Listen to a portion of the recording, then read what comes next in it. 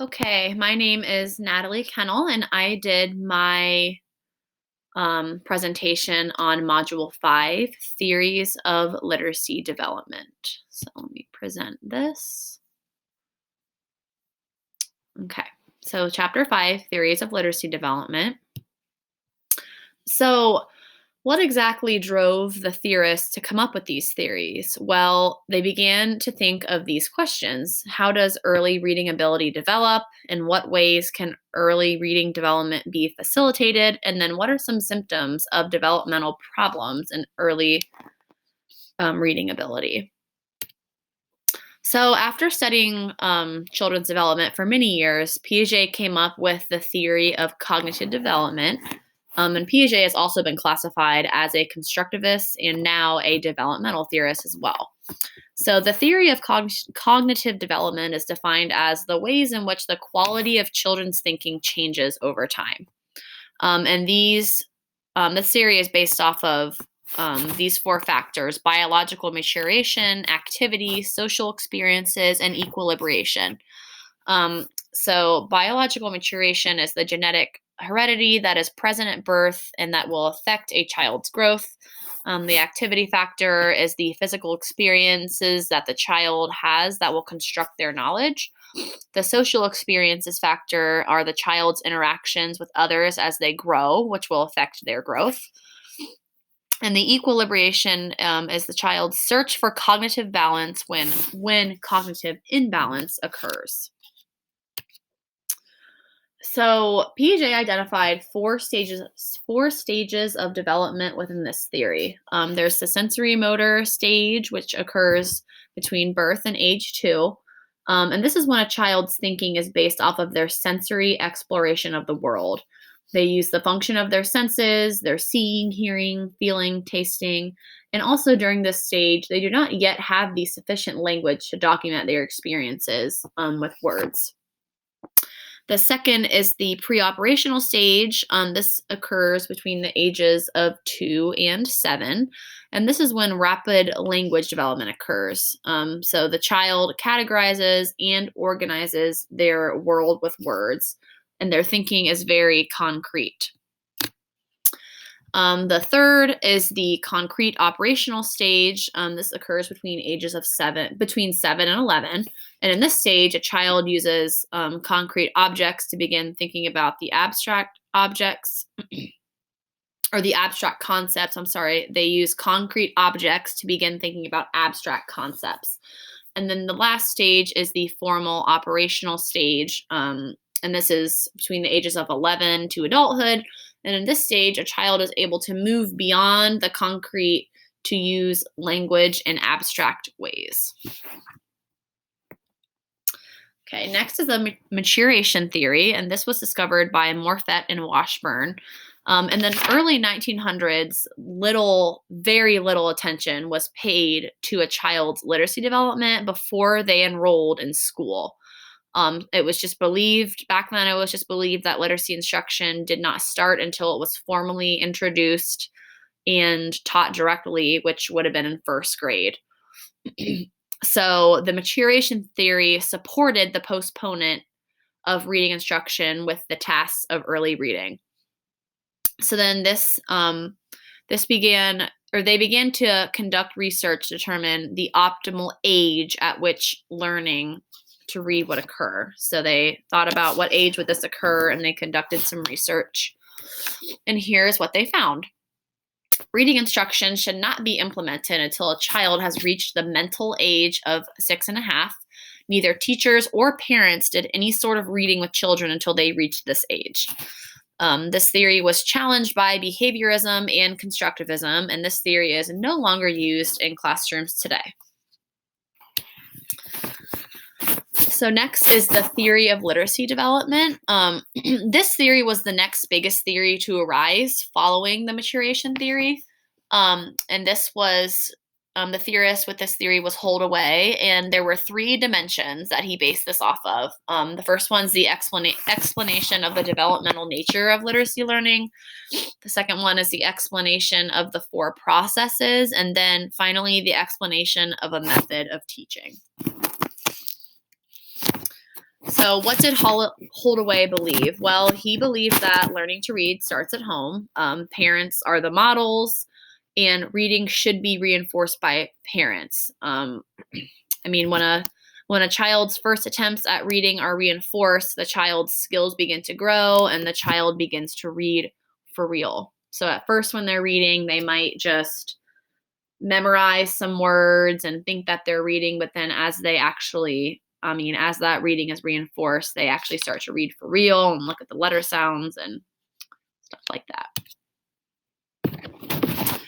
that. So the components of the natural process are observation, collaboration, practice, and performance.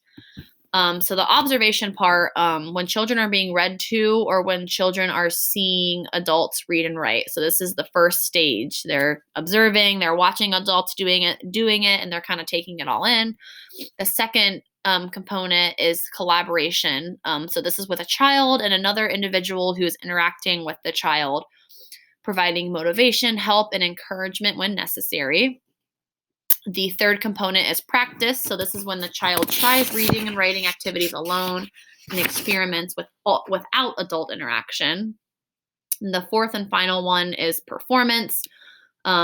This is when the child shares what they have learned and seeks approval from adults. So next we have the stage models of reading, and these were discovered by Gunning. And so he basically separated the stages into 4 different ones. And so first he has the pre-alphabetic stage, the partial alphabetic stage, the full alphabetic stage, and the consolidated alphabetic stage. So first I'll talk about the pre-alphabetic stage. This is also known as the logographic stage.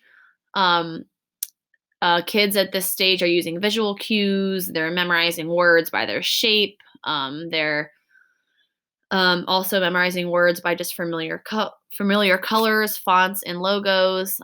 So an example of this would be memorizing the word the or the word mom by its shape, just from seeing it a lot, or memorizing like the McDonald's logo by the colors and the font. So next we have the partial alphabetic stage. This is known as the phonetic cue reading. So in this stage, the students are using some letter sound cues to identify words. They're combining letter sound with context. So an example of that would be the dog is running. So if they were stuck on the word running, or if they're reading the sentence, the dog is running. An example of this would be just knowing the word is running by seeing that the beginning sound is and then using context of the sentence. So the dog is, and then the next word, they know it starts with an R, and then they know that R says so it must be running because dogs run. So kind of just using the context of the sentence rather than, sounding out the whole word. Next, we have the full alphabetic stage. This is the stage where children process all letters and words, and this could actually slow the reading process. Alternative strategies for word recognition are not being used. So an example of a child in this stage would be if they're trying to sound out the word night. We all know that night is spelled Night, and if you sounded every single letter out by its sound, it would not sound like night. So that's them kind of over analyzing and relying on the letter sounds almost too much, and not being familiar with those letter patterns. The fourth stage is the last stage is the consolidated alphabetic stage. In this stage, the kids have automatic sound letter relationship. They're aware of the letter patterns, so they're aware of those different phonics rules. They explore word families and phonograms. So an example, I'm going to go back to that example of the word night. So the student is able to read the word night because they are aware that when you put I, G, and H next to each other, it makes the long I sound, and the G and the H are silent. thus them saying night. Okay. Next, we have the emergent literacy theory. So this is a period in a child's life between birth and when they can learn to read at a third grade level. And that is a functional level rather than a chronological age. So a child who is rich in literacy skills may acquire this level at age 5, and a child with learning disabilities or a reading disability might not acquire this until they're 8. So again, that's a functional level rather than a chronological age. In this stage, students also become aware of the relationships between spoken and written language, and this awareness aids them in their early attempts of reading and writing. So this theory explains early literacy development. It provides instructional guidance to promote literacy development, and it's built on a set of beliefs regarding the ways in which children's early literacy development occurs. So the emergent literacy theory beliefs are, so this theory believes that listening, speaking, reading, and writing are all interrelated. So for example, if you're high in one of these, you're most likely to be high in the other. Like if you're high in reading, then if a student is high in reading, they're most likely to also be higher in writing. And then vice versa. If a child is low in reading, then they're most likely to be low in writing. Emergent literacy starts at birth and is continuous and ongoing. So this is actually in contrast to the maturation theory, which believed literacy instruction did not start until age 6.5. So this theory believes it starts right at birth and is continuous and ongoing. And then these theorists believe children's earliest experiences of being talked to and read to are all a part of their early literacy development. So next, it kind of talks about a literacy-rich home environment. So what exactly does a literacy-rich home environment look like? Well, it's when there's a large number of books for reading, parents frequently reading to their children, reading a variety of material like books, magazines, newspapers, etc. When reading is associated with pleasure, parents frequently taking children to the library and bookstores, access to writing materials, and literacy-rich home environments have students get stronger and more accelerated literacy skills. So when children are in this early literacy phase, these are the essential understandings that they need to acquire. And so these are all categorized as concepts about print. So concepts about print are, and again, these are what they kind of need to realize and understand in this early literacy phase. What we say can be written down and read. Words are read, not pictures. Words and letters, sentences are words. Reading left to right, front to back. I'm sorry, up here I wasn't very clear. Words are made of letters, and then sentences are made of words. And then reading left to right, front to back. What we say is divided into words, and we use spaces to separate those words. Sentences begin with capital letters, end with punctuation, and a book has a title, author, and sometimes an illustrator. Last year when I taught kindergarten, I actually did teach all of these things in the first couple months of school. It's important that before a child learns to read, they have to really understand books and writing and reading and how it kind of works. Okay, so here we have the family literacy theory, and this was discovered by Taylor. And family literacy is defined as the ways families, children, and extended family members use literacy at home and in their community. This theory is based on a shared set of viewpoints by multiple researchers rather than just one researcher with a theory.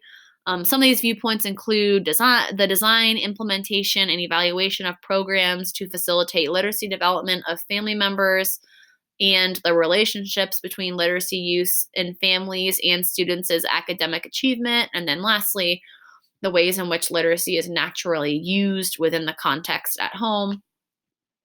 And then lastly, my last bullet point here, literacy-rich home environments contribute more to children's successful early literacy development than preschool and kindergarten. when I was reading on that, that was very interesting to me.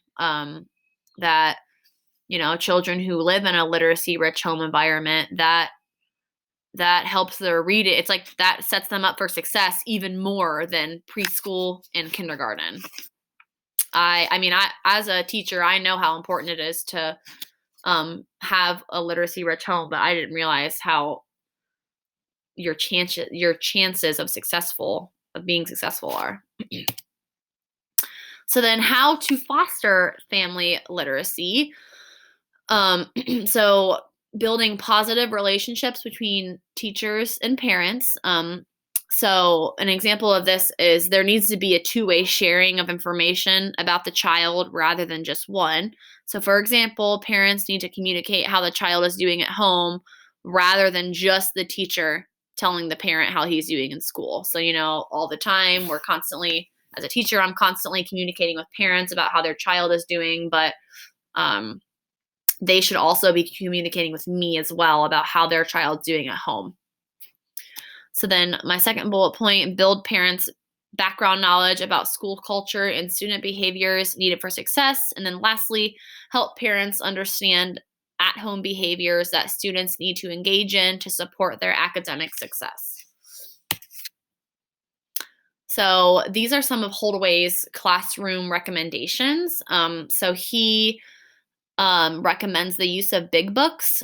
This is when a teacher is reading a rather large book to a group of students during story time. So this is something I actually did last year as a kindergarten teacher that I didn't even realize was a discovery of Holdaway. So since their reading level was a level A, just one sentence on a page, I would have a big book that was level A, and we would kind of read it together in a shared reading setting. So the purpose of this is to allow a child to feel like they're sitting on their partner's lap for a story. It also creates positive feelings about story time, and it is ideal for fostering literacy skills. Some skills such as strengthening oral language, tracking print, building concept of letters, words, and grammar. So I remember when I would read a big book, I would call on kids to come up and point to a letter and then point to a word and point out a space or point to the picture, point to the text, stuff like that. Big books are good for modeling concepts like that. So then that gets into the shared reading, which is kind of what I mentioned before. Shared reading can be used with big books or regular sized books. So this is when the teacher chooses high quality books appropriate for the audience. And so there's 3 segments. There's before reading, during reading, and after reading. So before reading, the teacher will introduce the reading selection, read the title, show the front cover, might even take a picture walk, predict what the story will be about. And this builds students' background knowledge and prepares them to be successful during this reading. In the reading phase, reading is done with enthusiasm and expression. So the teacher is using expression when she reads. She's asking questions during the story, making predictions, just keeping them engaged. And then the after reading discussion part of the book. The after reading is when discussion of the book is taking place and then maybe a follow-up activity. And all of these promote students' word recognition, vocabulary, comprehension, and fluency. So the stage models of reading in the classroom. Here are examples of how to apply them. So if you have students in the pre-alphabetic or logographic stage, you can collect samples of familiar environmental print and place them in a photograph album. This could include paper bags, napkins, labels, bearing the logos and names of popular brands. And this could be implemented in the classroom as a learning center. For the partial and full alphabetic stage, you can use word recognition activities such as puzzles, word card games, sorting games that can help them focus on the initial, ending, and middle sounds of words. And then the last stage, the consolidated alphabetic stage, some activities that strengthen their awareness of word families in a single and multi-syllable word. So, the emergent literacy theory in the classroom. The teacher should design instruction that is consistent with the following interrelated tenets: listening, speaking, reading, and writing. Teachers create a literacy rich environment. So, a teacher could create this rich environment by including lots of books, environmental print, writing materials. What else? Numerous opportunities for children to interact with these items in meaningful ways. And then emergent literacy instructional practices can be, using multiple assessment tools, thematic instruction, high quality, authentic children's literature, literacy centers, and instructional approaches that promote social interaction. And this is my last slide here. I have the family literacy theory and how that can be applied in the classroom. So, teachers will create partnerships with parents that are built on mutual respect and two-way communication. So, again, that two-way communication means the parent communicating with the teacher about how their child's doing at home just as much as the teacher is communicating with the parent about how the child is doing in the classroom. And also promote equal attention to gathering information about literacy practices at home and distributing information to parents about how to promote literacy growth. And lastly, parents, grandparents, and guardians are encouraged to spend time in the classroom, and they can come in and share interesting hobbies or skills. Guest readers can come in and helpers in the classroom, and they can specifically help at a learning center. And that is my Module 5 presentation on the theories of literacy development.